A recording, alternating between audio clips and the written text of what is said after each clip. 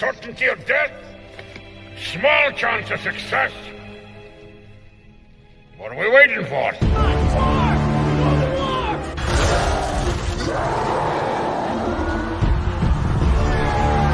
Fellas, I feel this is my lucky day.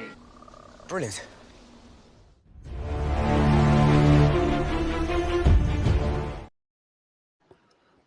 Hey, welcome to another episode of Rankum. This is going to be a fun one because we're talking about the top 12 funniest as fuck comedies.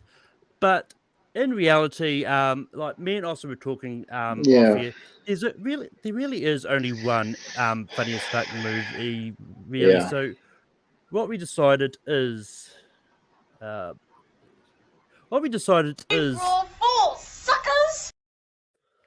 is that's right, it's an April Fool's Day joke. We're going to be I did this as an excuse so we could talk about the top we're going to rank the sequence of movie 43 because those that know me know that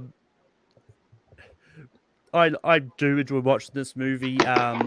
This is actually one, like, I wasn't planning on doing this as April Fool's Day joke, but then I thought, well, why not? Because it gave me Why an not? excuse to actually do it. I did ask for other few people. So basically, this format it's going to be a little bit different because it's just me and Austin. We're just going to sort of go one at a time. It's going to be similar to what he does with Henry on Let's Rank stuff and that. Just because when you only got two people, there's a chance you're going to end up either with ties or we both going to agree. But going to get into it. We're going to make each segment.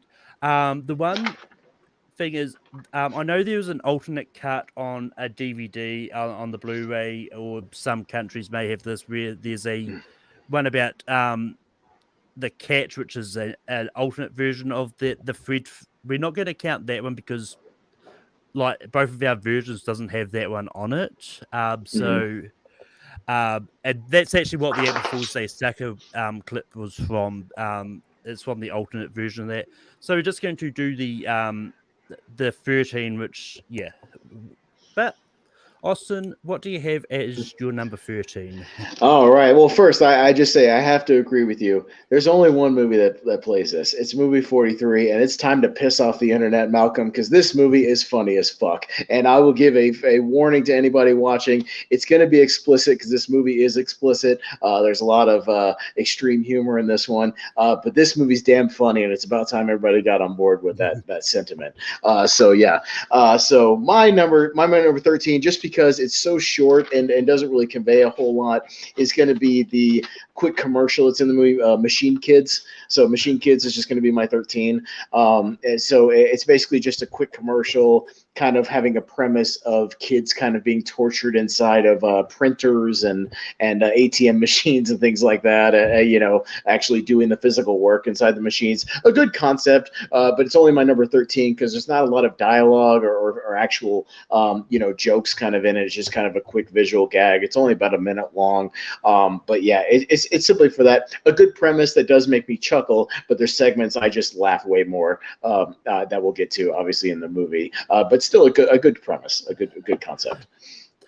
Yeah, that's also my number 13 for pretty much the same reasons. Like, this is one, like, when I was watching it online, it's one that I was going through on the Wikipedia where they've got the list of all the segments. I was like, I did not see this. It was that short.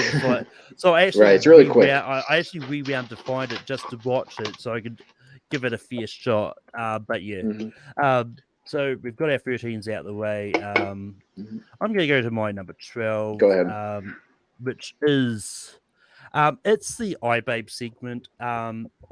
Look, and this does include the short video that appeared earlier as well, because once again, the iBabe is one of those ones that was sort of somewhat connected as well, because there was that first. But this is one of those ones because it's got Richard Gere playing the head of a marketing research, and you got Kate Bosworth in there. I think they're the two big names in this one. Jack And McBrayer, you know, from 30 Rock is in there as one of the also research people. And then yeah. Asif Mandavi from the internship kind of plays the guy running the presentation. I think he does really well in this one too. But That's yeah, where I knew there's a him from. yeah. But He yeah, does almost the same role in that movie where he's kind of presenting, doing presentations, things like that. That's what he's playing in this one. But yeah, he's very charismatic. He's good. But yeah, go but yeah, ahead. but this one was directed by the guy who directed Little Nicky, which is crazy. But Well, Stephen Brill, yeah, and he also directed, I believe, the first Mighty Ducks movie. Yeah, he's like an accomplished director. Yeah, Stephen Brill, well, as with a lot of the directors in this movie, good, solid yeah, directors. Yeah. but yeah, like this is just one of those ones where I thought it was fine. It's Mhm. just one of those ones that but it's a marketing research with this really bizarre concept of the iBabe where um, Richard Gere is playing this. It's so straight, not trying to pretend he doesn't understand why their penises are being cut off. Is like, and it's just, and then I think someone suggested here, and then I think someone said, "Well, no, we can't change the whole design now." But yeah, Austin, what do you? So what do you have at 12? Okay, so my number 12 is going to be the segment that kind of comes in at the end of the movie in the mid-credit scene as like a bonus segment. So that's going to be the James Gunn directed Beazle segment with the animated cat. So yeah, Beazle will be my number 12. Only because I think it's kind of weird where the placement is in the movie, how it's like you think it's just going to be a quick mid-credit scene. It comes after the bloopers, and all of a sudden we've got a whole another segment. It's just a little jarring at first, and then the fact that it kind of has this own thing with this animated cat. And again, I think the animated cat design is just not very good. I think it's just kind of, it seemed like it was kind of rushed, but it's definitely got that James Gunn crazy humor to it. You know, it's basically Josh Duhamel and Elizabeth Banks are this couple, and he has a cat, and the cat is in love with Josh Duhamel and literally wants to have sex with him, and you know, masturbates to pictures of him and in bathing suits in the bathroom, which Elizabeth Banks catches them, and obviously tries to come in between the relationship. Does not like Elizabeth Banks. They have a fight literally with a shovel at the end of the movie, and then she gets stabbed at a birthday party. It's very off the wall and bizarre, but I do enjoy the music that's in the background of you know, this fucking cat destroyed my life. You know, it's kind of a musical thing at the end. It's very funny, but again, I do enjoy it. It's a nice diversion. I just wish it was more part of the original movie rather than like a mid-credit scene. It's just a little bizarre as far as that goes. Yeah, I mean, the only thing I can sort of think about is this is one of those ones I don't know how they kind of, when it came to putting this together, how they planned it. I think it might have, maybe it took little bit long because they had to animate the cat into all these segments afterwards. I think, Mm-hmm. and maybe James Gunn got it in a little bit later. Was like, we'll put it here because we want it in here. Mm-hmm.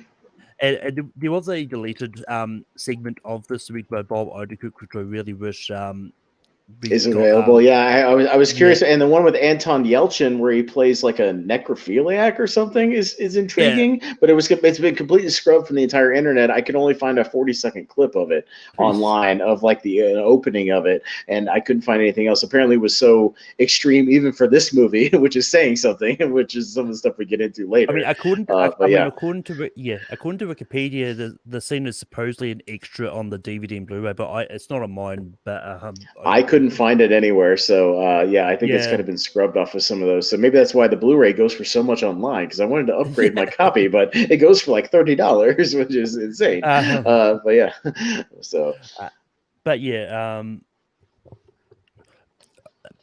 for me, so you're number 12. that's it. That's the number 12. So we move on to 11. Mm-hmm. What is your 11? We'll get. Okay, my I'll number go. 11 is going to be the Terrence Howard sequence, Victory's Glory, the kind of 50s or 40s basketball sequence where he's giving the pep talk to his obviously African-American basketball team. It's supposed to be like kind of a throwback to these motivational movies and period pieces, but it just breaks down into saying, you know, he just gives up on it completely and just goes, "You're going to win. You're black and they're white. You're better."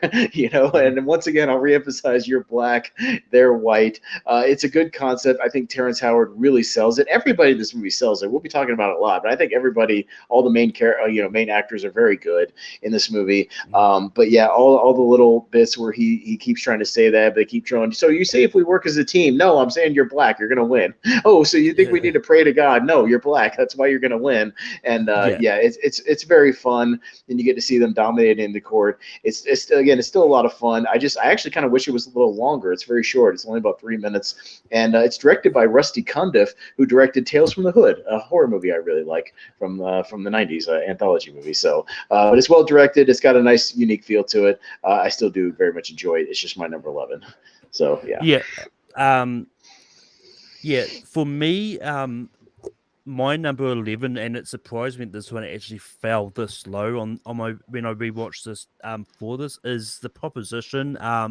This is Chris Pratt and Anna Faris. Like, this is just one of those ones where I think I enjoyed it a lot more when I first saw it, but there's like, it's just one of those weird ones where Anna Faris wants Chris Pratt to shit on her for no, Malcolm, she wants him to poop on him. There's a difference between pooping and shitting, as they make clear in the movie. One's classier than the other one. So yes, there's a much bigger difference. But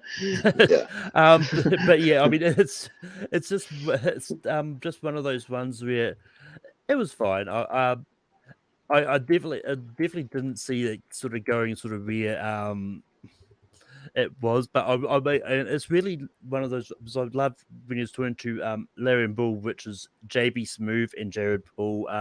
He's JB awesome. Smoove is great. He steals the whole scene. He's amazing. Oh yeah, it's like make sure there's some green stuff there for flavors.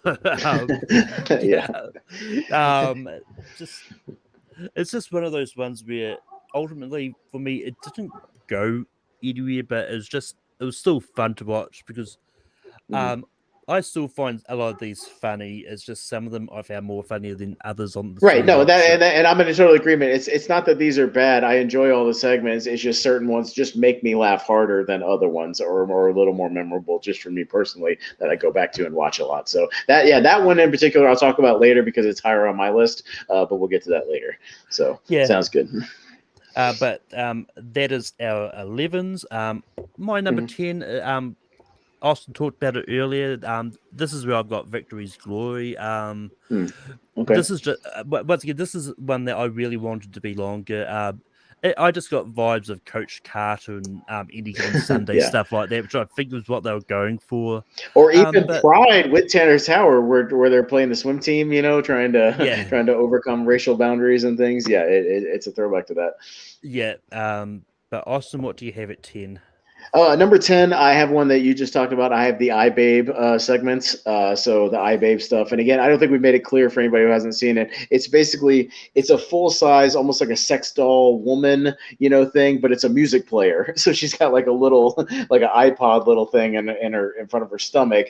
But the gag is that the fan that processes everything, that keeps everything cool, is in her nether regions, as they say in the movie. And so guys are, sticking their naughty bits into her naughty bits and getting them chopped off, and they're having problems and they're getting lawsuits and things. But yeah, I love the way Richard Gere plays it, where he just doesn't understand why, what's wrong with that, because he says, do we need to really put a warning label on potato chips so you don't fuck potato chips? I thought that was a funny line. Asif Mandavi doing the presentation where he says, well, here's our problems. One, they buy it, which is good. Two, they stick their stuff in it, then they get it cut. We need to eliminate steps 2 and 3 and really find a solution for this. And their only solution is to possibly move the fan, or ultimately they just make another color and make it more diverse. They have an African-American doll. So I think it's a nice button. I think, everybody here playing it straight, it's very, very funny. I still like it a lot. But to me, I just didn't go back and watch. A lot of these I went back and watched again, like a second time, just to really get it. This is just one of the ones I just watched the one time, and I was fine with it. But I still like it. Austin, what do you have at number 9? No, my number 9 is going to be the middle school date with Chloe Grace Moretz and Christopher Mintz-Plasse. So the segment essentially where she's on a date with, oddly enough, I looked it up, the kid who played young Captain Kirk in the 2009 Star Trek. That was the other actor who I didn't know going into it. But yeah, she basically, the setup is she gets her period very awkwardly and doesn't know what's happening, and they freak out like she's dying, and they think she's just gonna bleed out and be dead. Christopher Mintz-Plasse, McLovin, he freaks out as well and is trying to find anything and scrambling, to try to find anything to plug her up. Essentially, he's like, I've got frozen peas and a sponge, I've got a mop, I got a maxi pad on a stick, and the parents come in. It's Patrick Warburton and Matt Walsh, who are also very funny, and they're yelling at her, don't sit in the car, don't stand up over there, don't stand against the wall, and it's just a lot of good visuals. I just love the manic energy of it. I think they all sell it again very, very hard, and it breezes by really quickly, and I think it's still very amusing and fun. So, yeah. Yeah. I mean, back then they didn't have Turning Red to help them. Yeah, right. Yeah, definitely. And also, I just wanted to note that segment directed by Elizabeth Banks before she directed the Pitch Perfect movie. So, interesting fun fact. Yeah. Yeah, but for me, number 9 as well, I've got Basil. This is just one that I liked a little bit more. It's one of those, because to me, I'm, and it's definitely what they're trying to go for. They're going for the whole Garfield type thing, where man and his cat and all that. And it was just a lot of fun. I mean, I'm a few though. I wish that they had got it into the actual main segment, because especially if a lot of people just walk out during the credits, they would have known. They missed the whole thing, right? Yeah. But it's just one of those. It's just definitely one of those ones that is a lot of fun. And yeah. But from moving on, at number 8, I've got Happy Birthday, and this is Johnny Knoxville. Wow, that's surprising. I've got it way higher. We'll talk about it later. Yeah, go ahead. I mean, yeah, I'll talk about Middle School Dad a lot higher too. But okay, all right.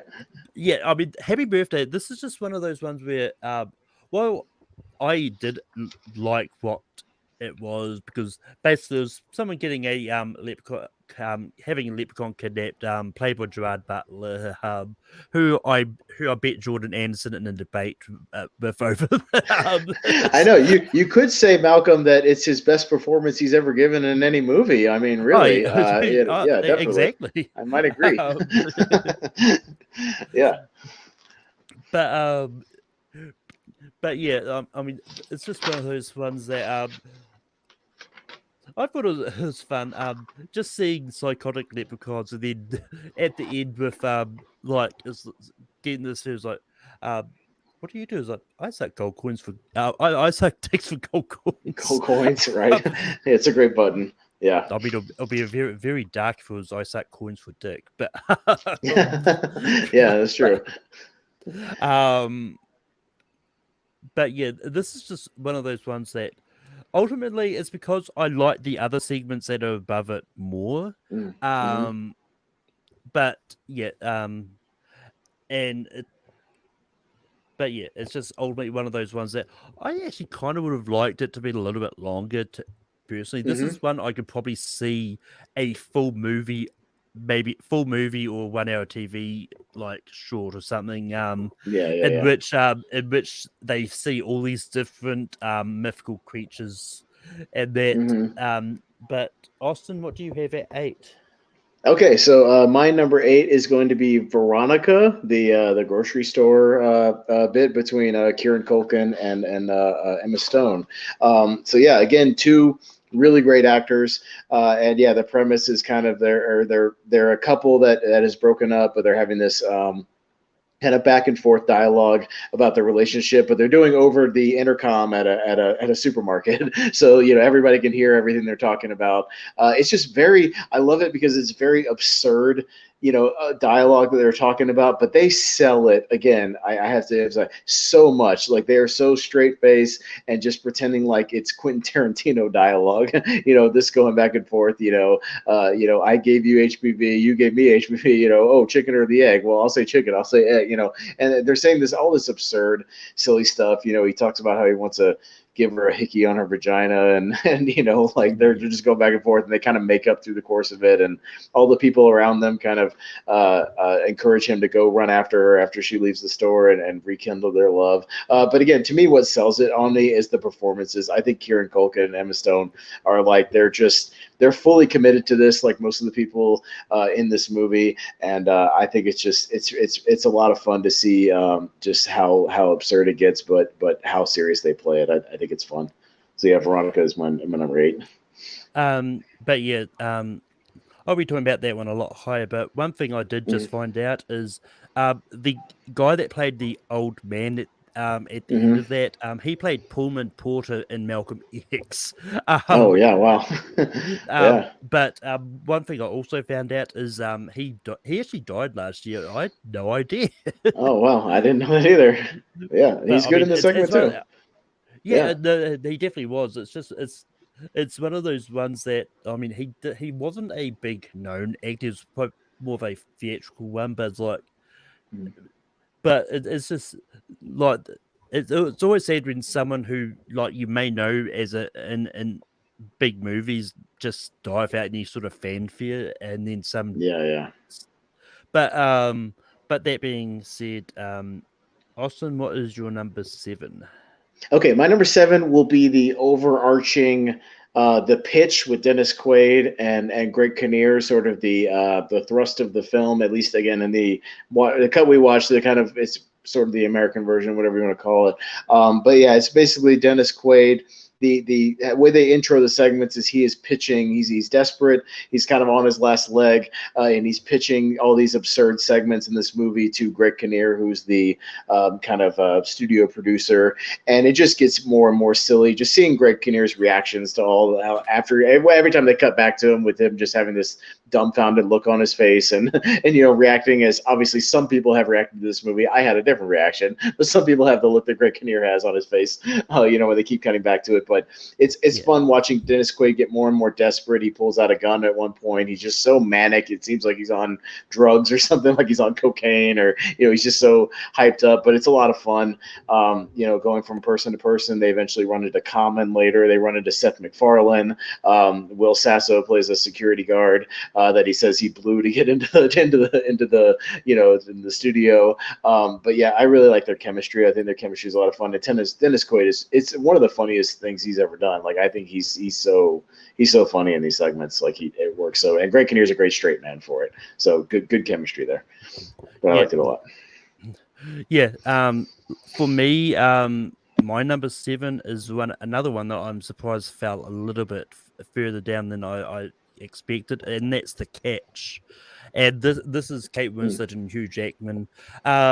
Look, this is ultimately one that I found really funny when I first watched movie 43, but it's just one of those ones that the more I watched it, the more it's like, I don't know what I saw in it much. I mean, there's still enough in it that I still enjoyed, because just everyone else playing it straight, and just pretending not to notice that he's got a pair of giant balls hanging from his neck. Yeah. It's just like just acting as if it's normal. Well, and it makes you wonder, does he really have them, or is it all in her head? Like, even she asked that question. She's like, is this all in my head? Like, is anybody else seeing this, or are you all just ignoring it? Yeah, it's funny the way it escalates. It's also one of those ones where, in a way, it is a kind of it tells a lot about society now, really, because if everyone else just sort of went about their business and not noticing any imperfections in anyone, just sort of treated everyone the way everyone, it would be a better place. I mean, because the amount of times people judge things for if they've got a disability or color of skin, and that it's just one of those ones. So that's why we could all take a good moral lesson from movie 43, people. Okay, learn from movie 43 about tolerance. Okay, this is what it's all about. Okay, at its core. But yeah, but moving on. For me, did you do your number 7, Austin? My number 7 was The Pitch. So yeah, so you can do your 6 if you want to. That's fine. Yeah. That's what I could. But yeah, my number 6 is is Homeschooled. Mhm. And this is one where it's I think it's I want to say Naomi Watts. But Yeah, it's I've got it it's here somewhere. it's so yeah, no, I just Naomi Watts and found it. Liev Schreiber, yeah, as the parents. Yeah, and this is just one that when I kind of rewatched it, is like in my head is like, I know this is really creepy. I should not be laughing at half this But it's stuff. so uncomfortable. It's great. It's so Yeah, uncomfortable and awkward. yeah, but it's basically just set the scene. It's about this couple that homeschool their kid and teach everything, like when it comes to first dates, romance, is like Bullying. Yeah. pretty much. It's just Yeah. especially when they're doing it to their own kid. I mean, for me, the awkwardness factor sort of got really ramped up. It was like with the first kiss. Like, who Oh my God, really so wants to awkward. imagine kissing exactly? Your mother. Oh my God, Yeah, or your dad for that matter, because he gets in on the action too. Yeah, it's really yep. bad. I mean, it's exactly what Marty McFly was right about in Back to the Future. Yeah. But Austin, what is your number 6? My number 6 is going to be the superhero speed date. The segment with Jason Sudeikis as Batman, Justin Long as Robin. You've got Uma Thurman as Lois Lane, Bobby Cannavale. This is star-studded, man. Bobby Cannavale as Superman, Kristen Bell as Supergirl. Yeah, really great stuff. It's not only just fun seeing everybody do these comedic kind of comic book characters, but I think Jason Sudeikis is just absolutely on fire in this segment, and his chemistry with Justin Long. I could watch a whole movie, Malcolm, of these guys playing this comedic Batman and Robin. Like, I think it's funnier than Batman and Robin, like the actual movie. I would rather watch this movie than some of those movies, honestly. So I want to see them out in the world, like fighting crime and how their dynamic is. But it's very funny. It's Justin Long trying to do the speed dating, and Batman keeps making it uncomfortable and making comments, and eventually pulling they even reference it, a Cyrano de Bergerac type of thing, talking in his ear, giving him advice. And but yeah, it's very, very funny. It's even Kristen Bell is great talking about, or I'm sorry, Uma Thurman as Lois Lane talking about how creepy Superman is, pleasuring himself outside her window and breaking windows with his with his stuff. It's really great. Yeah, all the stuff with the reveal, even with the Riddler, Justin Long kind of French kissing him and finding out it's a guy. It's all very, very funny. I just think everybody plays their role so great here. And yeah, and like I said, I could watch a whole movie of these guys playing this version of Batman and Robin. I think it'd be a lot of fun for me personally. But yeah, moving on. What is your number 5, Austin? My number 5 will be the Halle Berry Stephen Merchant segment, Truth or Dare. It is my number 5 as well.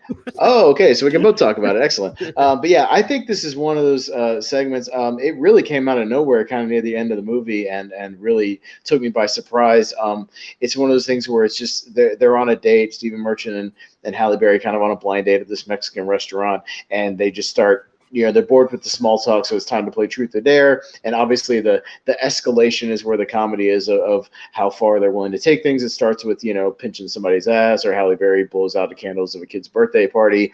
But the absurd levels it goes to. One of the things that makes me laugh the most from the segment is Stephen Merchant as the male stripper when he takes over for the stripper guy, and his just really bad dancing. I think it's just really funny how lanky he is.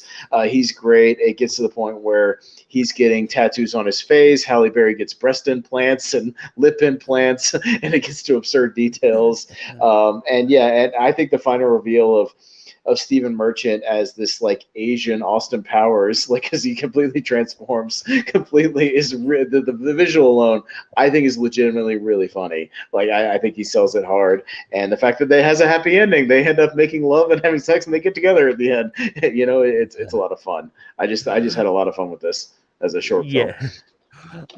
Oh yeah, I mean, this is one of those ones where I don't think I'd seen Halle Berry in anything comedic before this. Yeah, but she's good at it. The way she plays it is great. Yeah, she's excellent. This is what made me realize Halle Berry is actually funny. Yeah, and it's just one of those. But it's, and I mean, just to think that all this deer started with him daring just to grab a large man's bottom. Yeah, Who right. apparently appeared on. Who apparently I just looked up. The guy apparently appeared on an episode of Seinfeld at one stage. Yeah, right. Like everybody. But yeah, it's a Yeah. lot of fun. I really like the segment a lot. I Yeah. just enjoyed where it went. So good stuff. But yeah, moving on for me, number 4 is where the pitch fell for me.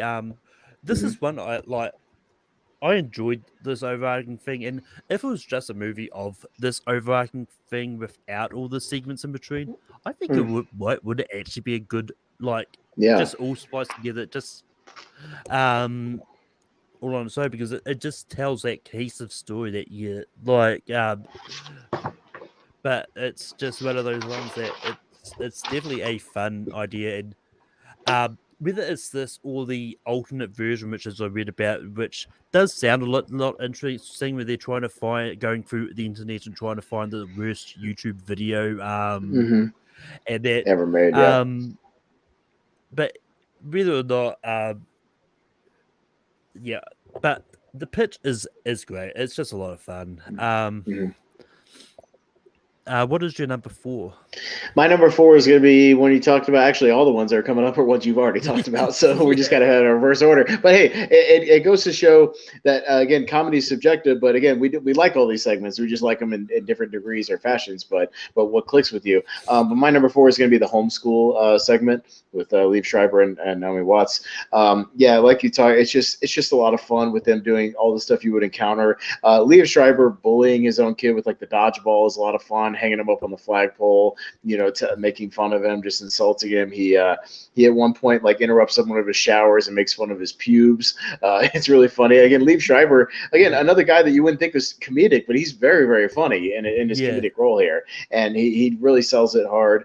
And the button on it at the end, I think, is funny when he's about to go on a date, but he's going on a date with like a doll or a mop or something, like a mop head, and he's just completely screwed up for life. But yeah, very, very awkward, fun comedy, especially like you said with the kissing scenes where the mom and the dad are both, in separate scenes trying to kiss him. It's very awkward, but very hilarious. I think these guys give great performances here, and again, it has a lot of energy. It's a lot of fun. So I like this segment a lot. But for me, my number. For me, my number 3 is Veronica. And this is, and for me, this fell a lot higher. Once again, this is another one where when I first watched it, like I initially thought it was fun, but then it's just a lot of fun, especially with the fact that I'm still unsure whether he intentionally had this microphone on or just kept it on but for me, the one thing that sold this is the old guy at the end who's like, look, listen, go get him. We'll just take over the store, as if it's just something normal. They all start to take 2-hour shifts. Yeah, he's like, I'll take 1 to 3. I'll take 4 to 5. Yeah. No, that stuff is a lot of fun. Yeah, they're all backing him up. And one thing I don't think we talked about who directed this, but this is directed by Griffin Dunn, who is known for directing Sandra Bullock in Practical Magic. Well, he's also an actor. He was the guy who becomes the zombie guy in American Werewolf in London. He's kind of known for that movie as well as an actor. So yeah, no, a lot of great talent behind the camera. He apparently also acted in French Dispatch last year. There you go. He's still working. Good for him. Yeah. But Austin, what is your number 3? My number 3 is going to be The Proposition with Chris Pratt and Anna Faris. And again, what I like about this is the fact that they were a couple at the time, and you kind of it really screams that they were right in the middle of their relationship. It feels like a real couple. I just think Chris Pratt, we all know he's got comedic timing from Parks and Recreation, and even just from the beginning when she says she wants him to poop on him, he just goes, "Oh, I'm sorry, what's that?" Like his timing is just right on point. But yeah, again, JB Smooth, in his 2 or 3 minutes just absolutely steals almost the whole movie. He's so fast. So he's talking about the laxative is like poop Viagra, and you got to make it fancy when it comes out. You can't just give her whatever. Put some color into it, like you said, put some shapes into it. Give her something to smile at, and it's really good, and just it's great physical. I think there's some good physical comedy here and some good reactionary stuff. And again, I just think their chemistry kind of carries a lot of the stuff, and them being a couple. So I like it a lot. It's a lot of fun. But yeah, Austin, what is your number 2? Oh, my number 2 is going to be The Catch, so the Hugh Jackman bald neck segment, and again, even from the beginning, the way this one is directed by the guy who kind of put the movie together, Peter Farrelly, obviously of the Farrelly brothers. So I mean, he knows how to build up anticipation, build up a comedic scene. Hugh Jackman is just, he gives such a sincere performance in this, and I mean that for real. He's so sincere in that he's not drawing attention to the thing on his that all the physical beats he plays. The editing of the segment is really good. The close-ups they do on the stuff when you do have the physical gags with him dipping the stuff in the sauce, or on the baby's head, or just when he's trying to wipe and she doesn't want to say what she's pointing out. Kate Winslet is such a great reactionary comedian. Again, somebody you wouldn't think would be great at comedy, but her reactions in this are so much fun. Her gross out faces, and again, she has great timing here as well. It's just really well performed. This is one I think where the performances are really like the physical just performances really come through in this one, and I think it's just really well done and well edited. So on to my number 2. My number 2 is, this is where our middle school date ended up for me. Okay. And this is just one that I found a lot funnier than normal, because as a guy, it's just one of those ones that I'm not ashamed to admit it. It's one of those, when it comes to female stuff, we're not supposed to understand it. What's going on? Yeah, it's baffling to us. Exactly. But it's just I mean, obviously, this kind of scenario would not happen in real life, Right? No, because they wouldn't. It's all exaggerated. Yeah, but it's just one of those ones that. It's definitely one of those ones where, because it was so exaggerated of what would actually happen, is partly why I actually really do like this a little bit more than usual. But yeah, Austin, have you done your 2? Yeah, my number 2 was the Hugh Jackman, The Catch. So, we can each go to our number 1. We're trying a different one. For me, my number 1 is superhero speed dating, pretty much for the same reasons that Austin. This is by far the best segment, just because it is really campy and just crazy with everything. And I kind of wish you tried to convince Henry to put movie 43 onto your when you did your Batman rankings. Oh, right, yeah, because technically he's an on-screen Batman. He's playing Batman. Yeah, no, yeah, that's true. Yeah, but yeah, and it's just one of those ones there where the bit that really sold me on this is just when Jason Sudeikis knew that Supergirl was Riddler the whole time. It's like, it's obvious, dude. Yeah, right. Anybody who knows, on the world's greatest detective. Yeah, I knew. But he just waited until Robin was kissing Supergirl to reveal it. Yeah, right. But yeah, it's just one of those ones that, and I agree with you. This is definitely funnier than Batman and Robin. But yeah, so Austin, tell us about your number 1. Yeah, my number 1 is the Happy Birthday Leprechaun segment. I've watched this one a couple of times, even since I watched the whole movie.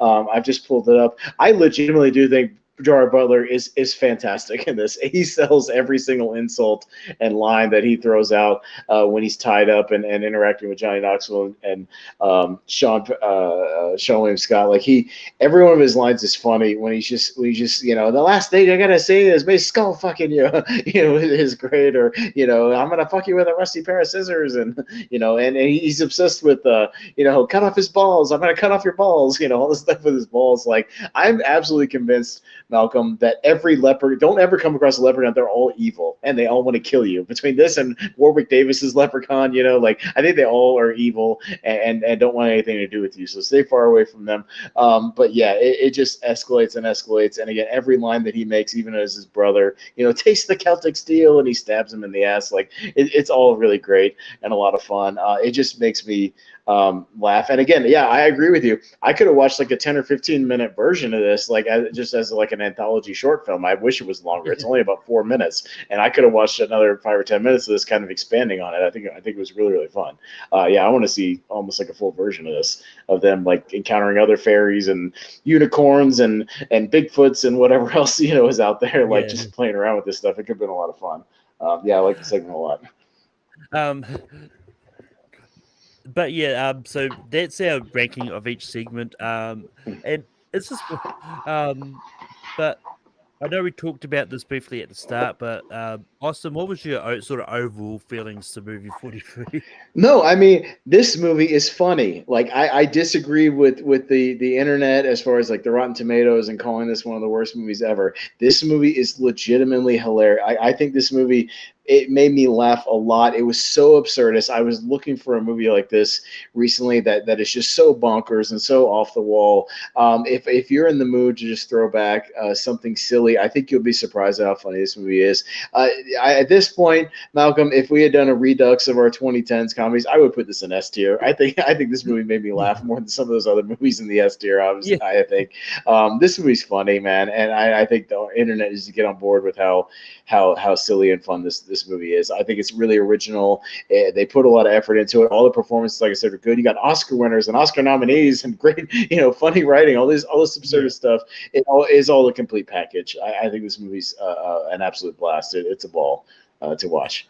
But yeah, it's just definitely one of those ones. I was just quickly going through the Rotten Tomatoes thing, see if I can find a positive review, but because it.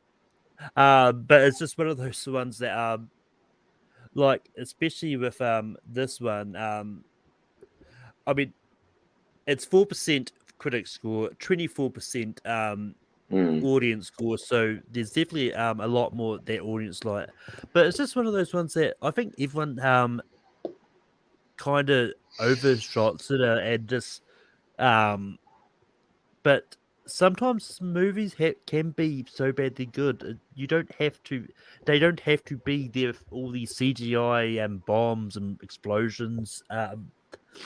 But yeah, just going through these reviews, one of the critics, Luke Buckmaster from Australia, gave it a kind of a positive review. Like, movie 43 has a great deal more on its mind than poo and fart jokes. More, in fact, than most commoners that come into Hollywood, though the mauling it received over the last couple of weeks suggests the critic is not supposed to say that. But it's just one of those ones, like, a lot of the reviews is like really short and